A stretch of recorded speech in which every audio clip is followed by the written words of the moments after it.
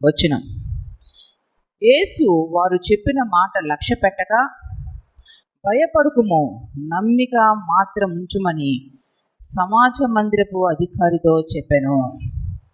యేసయ్య సెలవిస్తున్న మాట ఏంటో తెలుసా? దేవుడు మీకు ఇస్తున్నటువంటి వాగ్దానం ఏమిటో తెలుసా? భయపడుకుడి, నమ్మిక మాత్రం ఉంచండి. దేని విషయమై భయపడవలసిన అవసరము లేదు. కుటుంబంలో బిడ్డల జీవితాలు ఏమైపోతాయని భయపడవలసిన అవసరం లేదు. ఇక్కడ కూర్చున్న వాళ్ళు ప్రత్యేకించి మీ కుమారుని గురించి, మీ కుమార్తె గురించి బహుగా చింతిస్తున్నారు, బాధపడుతున్నారు. వాళ్ళు ఏమైపోతారో, వారి జీవితాలు ఏమైపోతాయో, వారి లోకంలో నశించిపోతారేమో, కుటుంబం ఏమైపోద్దో, కుటుంబం నాశనం అవుతుందేమో, అప్పుల పాలు అయ్యున్నాం, ఈ అప్పులు తీరే అవకాశమే కనిపించడం లేదు, మా జీవితాలు ఏమైపోతాయి. అలాగనే యవనస్తులు ఉన్నట్లయితే మీరు ఉద్యోగం ప్రయత్నాలు చేసి ఉన్నారు. ఆ ఉద్యోగంలో ఒకసారి మీరు ఇంటర్వ్యూకి వెళ్ళారు, ఫెయిల్ అయిపోయారు. రెండోసారి ఇంటర్వ్యూకి వెళ్ళారు, సెలెక్ట్ కాలేదు. మూడోసారి కూడా సెలెక్ట్ కాకపోతే ఇంకా నా జీవితం ఇంతే ఏమో, నాకు ఉద్యోగం సరైనది రాదేమో. కనుక ఒకసారి, 2 సార్లు, 3 సార్లు జరిగినటువంటి మీ జీవితంలో అనుభవించిన అపజయాలను బట్టి నిరీక్షణ కోల్పోయి ఉన్నారేమో. రేపటి దినము గురించినటువంటి చింత మీలో ఉందేమో, నిరుత్సాహం మీలో ఉందేమో. అయితే దేవుడు ఒక మాట చెప్తున్నాడు, మన మంచి యేసయ్య ఒక మాట చెప్తున్నాడు, భయపడవద్దు, నమ్మిక మాత్రం ఉంచు. ఈ సందర్భము చాలా క్రిటికల్ అయినటువంటి సందర్భంలో దేవుడి మాట చెప్పి ఉన్నాడు. యేసయ్య దగ్గరికి కొద్దిమంది వచ్చి, అక్కడ సమాజ మందిరపు అధికారి ఉన్నప్పుడు ఆ అధికారి వచ్చి ప్రార్థన చేయమని అడుగుతున్న సమయంలో ఆ కుమార్తె చనిపోయింది.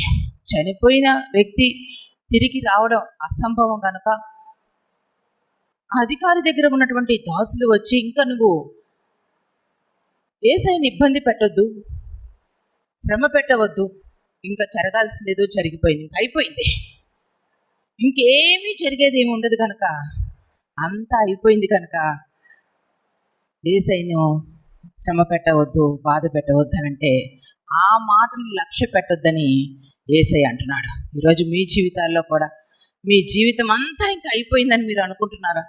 ఇంకా మీ జీవితంలో మంచి దినములు మీరు ఇంకా చూడలేరు అనుకుంటున్నారా? ఇంకా మీ జీవితం అంతా అంధత్వమే అనుకుంటున్నారా? మీ జీవితం అంతా చీకటే, అంతా అయిపోయింది అనుకుంటున్నారా? మన దేవునికి అసాధ్యమైనది ఏది లేదు. నమ్ముట నీ వలన అయితే నమ్మువానికి సమస్తము సాధ్యమే. దేవునికి మహిమ కలుగును గాక. తప్పక మీ జీవితాల్లో ఇంకా అయిపోయింది అనుకుంటున్న నీ జీవితం అవలా, ఏమీ కాల, నీ జీవితం ఒక నూతనమైన రీతిగా ప్రారంభము కాబోతుంది.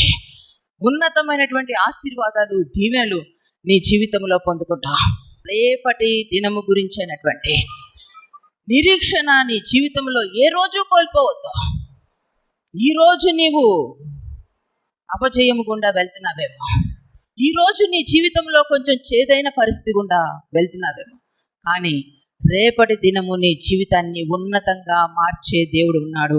ఆయన మన మంచి యేసయ్య. దేవునికి మహిమ కలుగును గాక.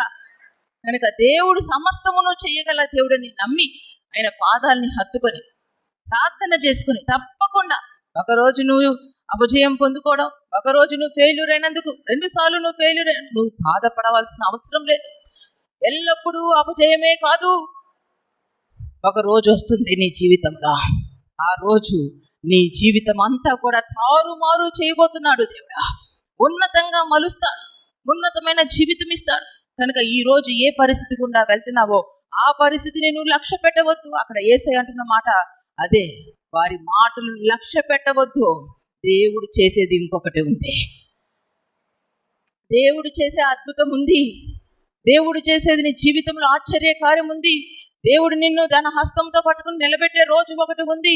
కనుక మనుషులు నిన్ను నిలువెచ్చపరిచినా, మనుషులు నిన్ను డిస్కరేజ్ చేస్తున్నా, మనుషులు నిన్ను తృణీకరిస్తున్నా, మనుషులు నీ మీద నిందలు వేస్తున్నా, అబద్ధపు మాటలంటున్నా, నీవు వారి మాటలు లక్ష్య పెట్టవద్దు. యేసయ్య అంటున్నాడు, భయపడకుడి, నమ్మిక మాత్రం ఉంచు. హోప్ ఫర్ టుమారో, రేపటి గురించినటువంటి నమ్మకం మన యేసయ్యలో ఎప్పుడు మనం కలిగి ఉండాలి. మా జీవితాల్లో ఎంతో అంధకారం, మా సమస్యలు తీరుతాయని మేము ఏ రోజు అనుకోలేదు. ఇంత గొప్ప పరిచర్యగా దేవుడు ఈ పరిచర్యను విస్తరింపజేస్తాడని అనుకోలేదు. కానీ మొదట ఈ పరిచర్యలో ఒక అడుగు వేసినప్పుడు ఎంతో భయంకరమైనటువంటి పరిస్థితి.